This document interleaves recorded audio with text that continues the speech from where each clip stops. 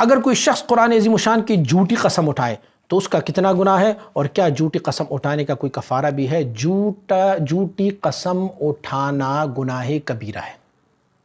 لیکن جو آپ نے لفظ بتایا ہے کہ قرآن عظیم الشان کا قسم اٹھائے، قرآن کریم کا قسم اٹھائیں، تو آپ یہ سمجھ لیں کہ قرآن کی قسم اگر اس نے اس وجہ سے اٹھائی ہے کہ یہ قرآن جو ہے اللہ کی کلام ذاتی ہے، تو کلام ذاتی جو اللہ کی صفت ذاتی ہے، اگر صفت ذاتی کی وجہ سے قسم اٹھائی ہے تو پھر تو یہ قسم ہے۔ لیکن اگر صفت ذاتی کو ملحوظ خاطر نہ رکھتے ہوئے ویسے قرآن یا کعبے کا قسم اٹھائیں، تو قرآن یا کعبے کا قسم اس صورتحال میں نہیں ہے جب تک کہ اس میں سے آپ اللہ کی صفت ذاتی کو ملحوظ خاطر نہیں رکھیں گے، کیونکہ قسم اٹھانے کی جو کلام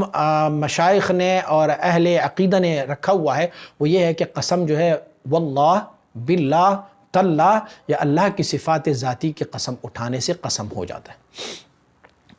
قرآن عظیم الشان کی قسم اسی لیے اٹھایا جاتا ہے کہ قرآن بھی اللہ رب العزت کی صفات ذاتیہ میں سے ہے، کیونکہ کلام ہے اللہ کا، اور کلام جو ہے وہ اللہ کی صفت ذاتی ہے۔ تو اگر اس کنسپٹ سے قسم اٹھائی جائے تو پھر تو قسم ہو گیا،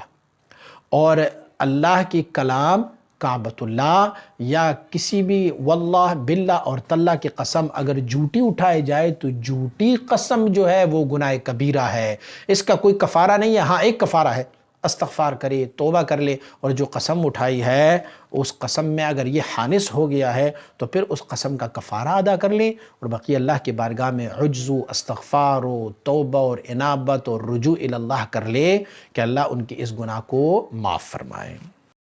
مزید ویڈیوز کے لیے ہمارے YouTube چینل کو سبسکرائب کریں اور بیل آئیکن پر کلک کریں۔ جزاک اللہ۔